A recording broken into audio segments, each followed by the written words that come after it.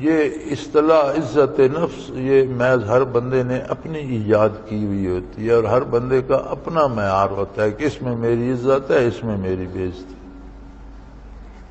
بعض اوقات اتباع شریعت میں بےعزتی سمجھ لیتے ہیں کہ ناک کٹ جائے گی۔ یہ جو رسومات ہیں ہندوؤں سے جو ہم نے لی ہیں کہ وہ گانا سہرا باندھنا ہے اور ڈھول باجے بجانے ہیں اور اس پر پانی ڈالنا ہے دولہے پر اور اس پر یہ کرنا ہے وہ، تو یہ ساری ہندوؤں کی رسومات تھیں جو اسلام میں مسلمانوں میں در آئیں مل جل کر رہنے کی وجہ سے، خصوصاً مغلوں کے عہد سلطنت میں، بالخصوص اکبر کے زمانے میں یہ زیادہ در آئیں۔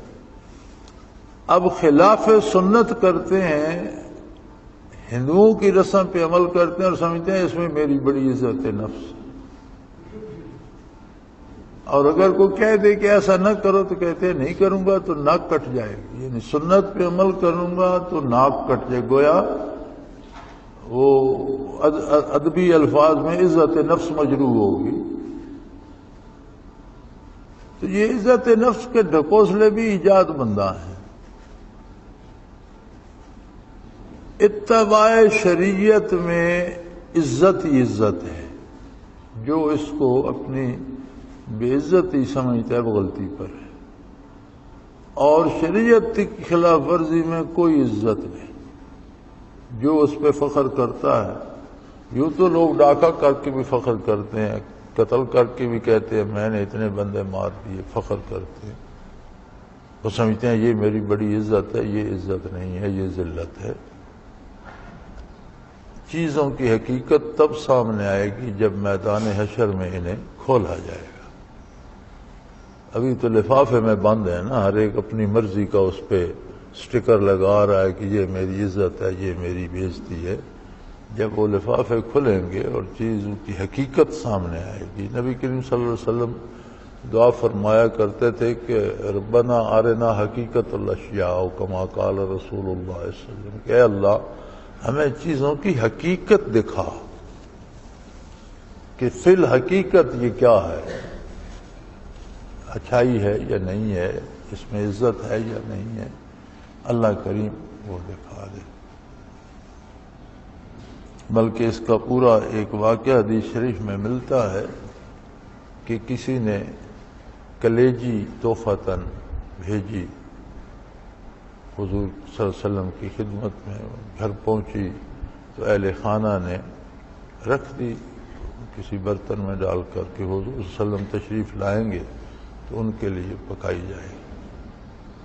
کاشان نبوی پہ تو پکانے کو اکثر کچھ ہوتا نہیں تھا، بلکہ حضرت عائشہ رضی اللہ تعالی عنہا سے روایت ہے کہ ایک چاند طلوع ہوتا اور وہ غروب ہو جاتا، یعنی مہینہ گزر جاتا، پھر نیا چاند طلوع ہوتا وہ بھی غروب ہو جاتا، اور پھر تیسرا چاند طلوع ہوتا، تو اس عرصے میں ہمارے گھر میں آگ نہیں جلائی جاتی تھی، اس لیے کہ پکانے کو کچھ نہیں ہوتا۔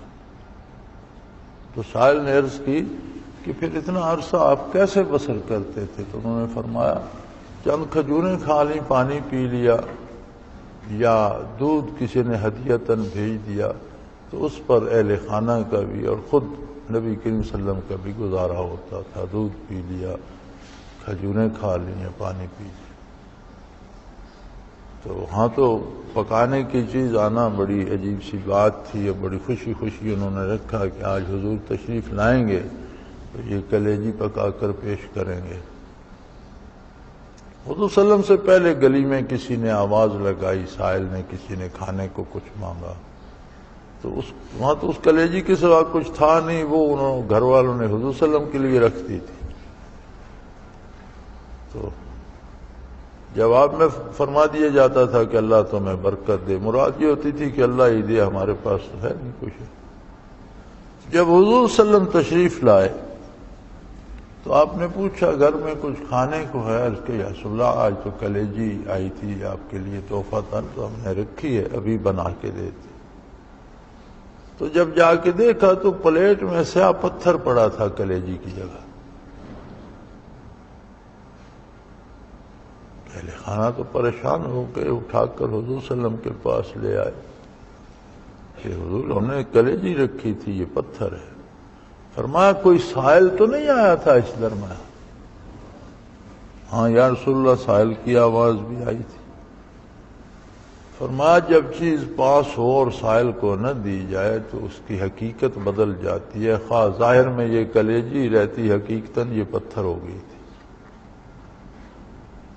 اور یہ اللہ کا احسان ہے کہ اس نے اس کی حقیقت ہم جب سائل آیا آپ اسے دے دیتے، ہمارے لیے اللہ اور انتظام کر دیتے۔